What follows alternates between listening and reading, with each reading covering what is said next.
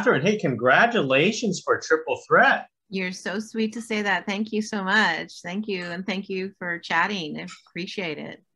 I know it's such a wonderful, fun film for for some of us who have a chance to watch it and going to watch it. But for you, Catherine, what initially attracted you to a project like this?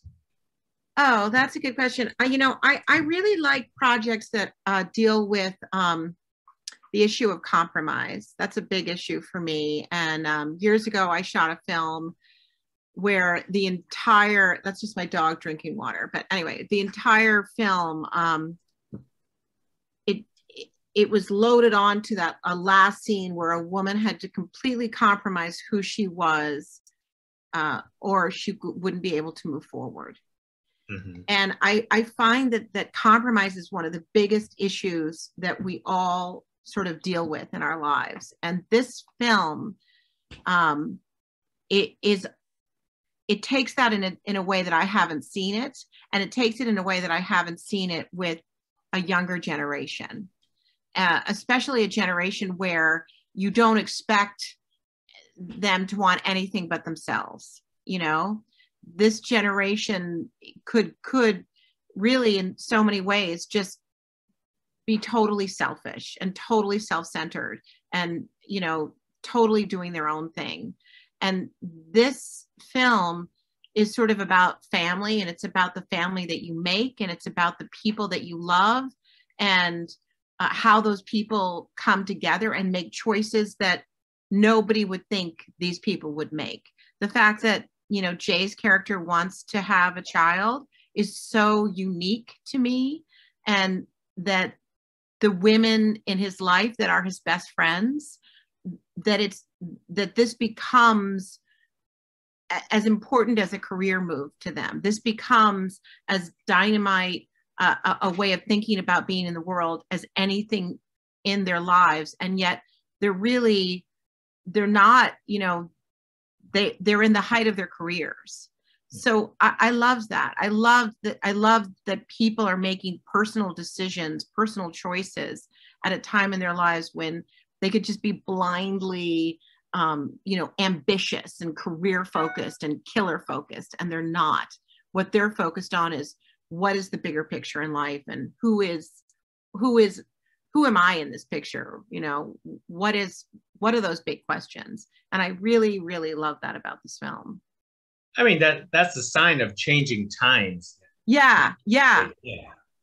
I agree. I think this is a woke generation, not just in, all the things that we have been taught by the Me Too movement, by Black Lives Matter, by so many of the most important movements of our time. But it's a generation that's also saying, what, my life matters. I'm not just my work. I'm also me as a human being. What are my human choices? The great stoppage of saying I'm going to work for a company I hate, that I'm no longer working in a job I hate. I'm no longer going to be treated like you want to treat me because you happen to pay my salary. I'm no longer going to work in a toxic environment. I'm going to make personal choices that have to do with my life. And I feel like this film really supports all that movement forward that people are making in saying, what am I about? Who am I? What are my friends? Who are my friends? And I truly love that conversation. Great. So tell us how you wanted to approach your character in the film, because your character is like a producer of a musical. So how did you want to approach or emulate this onto screen, as the mature person in a film like this? I don't know how mature I really am, but I mean, maybe I've been around a minute, but I don't think I'm that mature. But I think that there's, in everything you do, there's shades of colors, right? There's shades of, you know, here comes the color fuchsia, and it's bright and it's hot and it's going to change the story in some way, or here comes a more mellow vanilla, and everything's going to go down that path. Like, stories have like waves, and I think this producer character is a catalyst for everything that might be quite negative about what's going on in the story and about the compromises that you have to make.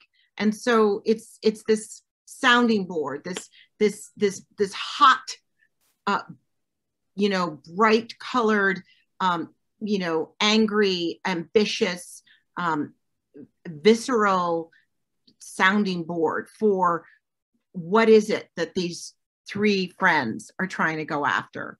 You know, I grew up in New York, and I've met a lot of theater producers. I did theater for like 20 years. I don't do it anymore, but I've met a lot of theater producers, and some are the most fabulous people with the biggest hearts you've ever met. And some you're like, oh my gosh, I need a shower. I need a shower. I shook hands with this person. My entire inner being is shaking. And you know, I'm sure that's true in any industry, but I really wanted to sort of riff off that person. Riff off the person that you might need a shower after you meet them. That's terrific. Well, Aramie just jumped right in. Hey, Aramie, hey, congratulations. Hello. Hello. Am I sideways? You are sideways. Wow, like this. Turn your that's camera. so bizarre. I'll go upright then. Well, that works too. Okay, here we are. Hello. Hello. Well, as I was discussing with Catherine, Aramie, let's throw the same question to you. Is what initially attracted to you in a film like this, besides taking some of your clothes off for tidy whities? I cannot lie. That's actually hilarious that you say that. That was the big draw. You know, when they were like, "You're gonna be a model. You're gonna have to take your clothes off." I was like, "Perfect. It's perfect." No, but really, honestly, I was working with DeYonker, who plays Gus in the film. We were doing a production of a chorus line that Stacey actually got to see. And I was approached after they witnessed the performance about doing this film. And getting to me, it was really exciting because Jay and I had built such a good rapport as we were working on the show together. And you rarely get the chance. Well, you do sometimes, but it's pretty rare that you get the chance as a theatrical performer to work again with someone that you worked with. You cross paths, you know, later down the line, years might pass, or, you know, you see someone in a show or something like that. So when I was approached with the opportunity to keep building and nurturing an artistic relationship with Jay, whom I enjoyed working with, I was very excited to jump on board. I really didn't have a lot of even context for what the piece was going to be, except for the role that I would be playing. But I was really, really eager to learn it and excited to just be a part and to foster more relationships with creatives, really. Wow. As I was discussing with, you know, the lead actors about this film being so meta in its own way. So, Aramie, could you talk about your singing performance that you had to do in the film like this? Singing. I mean, this movie in general is so, like you said, it is so meta in that we're making a musical, a movie about making a musical in which we had to make the musical in order to make the movie about making the musical.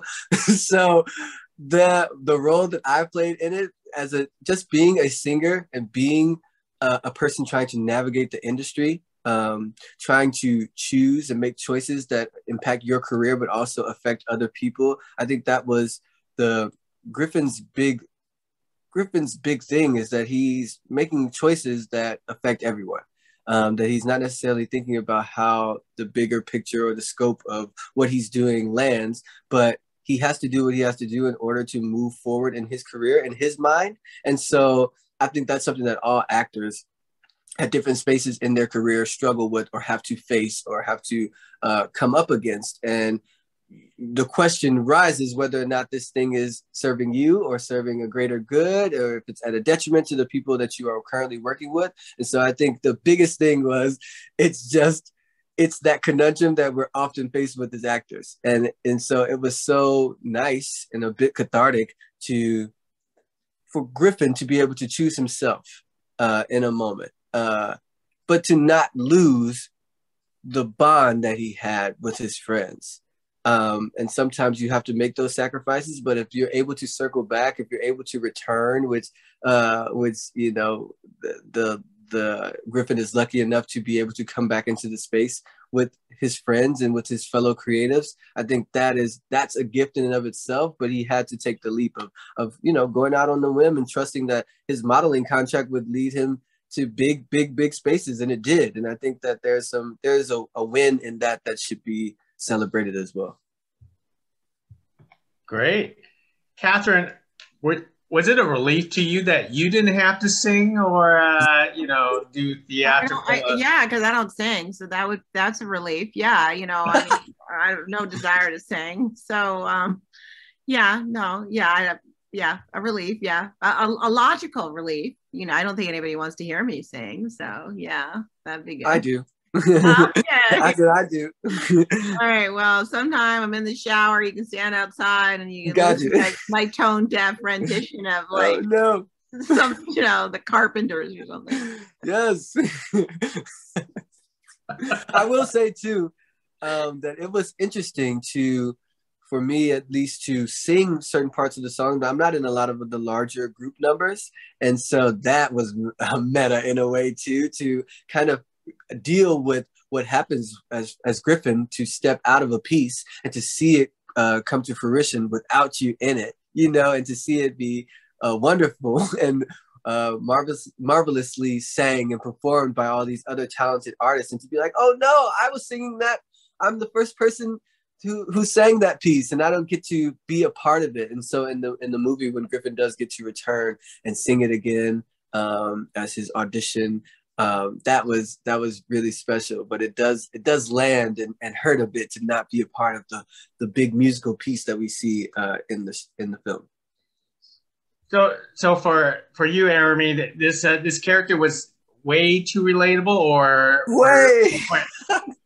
Can you tell? It was way too relatable. I have aspirations of being some underwear model that becomes a superhero film franchise star. You know, that would be, as you can see how much my chest is out right now, it's obviously something that it's definitely aspirational for me. And yes, but I think Stacey, when they approached me, and even Jay, they were like, yeah, I think this is right up your alley. The role we're going to play, I think you'll be fine in it. And I think it worked out well. You'll never know in this industry where everything will lead you. Maybe you will get underwear ads. Who knows? Calvin Klein. You know, I say it a bunch of times before I go to sleep at night. Catherine, I'm gonna throw an offbeat question to you, because you know a lot of people will recognize you from Netflix, Stranger Things, and the question is, which cat did you prefer to act with during your?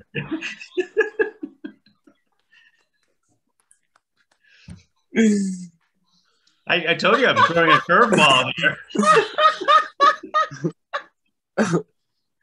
Well, okay, so I love all cats. I don't have any. There's like I'm sorry to do this, but I'm not going to tell you that I loved one cat more than another, because that would be wrong. Because all cats are beautiful. They had to change Mews and Twos because something, I don't know what, like there was some snafu with something, I don't know what it was, and so you know there was a different cat, and I was like, I got a different cat, that's good. But I think what's interesting to me about working with animals in a TV or movie is always the animal handlers. Because I, in my own life, have had 6 cats. Like I had 6 cats who've all sadly passed on now. But I mean, they lived to like 28 years old. I'm a good cat mom. And these handlers are like, they hover over you as if you've never seen a cat or never touched a cat, or, you know, and I'm like, I'm good. This cat and I are good. We're having a good time. And they're like, the cat might be feeling a little hot right now. The cat's fine. I'm not hot. The cat's not hot. We're good. We're good. We're fine. Everything's good. You know, the cat is feeling stress. The cat's feeling stress. I don't know. It's the cat feeling. I'm not feeling stress. It's not a stressful set. Why is the cat feeling? I don't think the cat's feeling. I think the cat's purring. Cat's purring. Cat. Why? I don't know. So it's really interesting to me. You know, like, I think they're fabulous, and I think it's incredibly important that we have animal handlers. But they're such moms. You know, they're more moms than you could imagine, and I really love them for that. But I'm also so fascinated by that. I'm like, you know, it's sort of hysterically funny, you know, and also I feel like sometimes these animals make more than anybody else on the set. So, you know, maybe it's important to treat them, you know, like the gold that they are. But I loved all the cats, and I'm sorry, I'm not putting one above another. Excellent answer. And Aramie, don't forget to put cats on your list too. I have to at this point. Catherine, Aramie, hey, thank you very much for carrying this conversation. This is a wonderful, wonderful movie. Everyone should check out. Thank you. Thank you so much. Thank you. See you guys soon.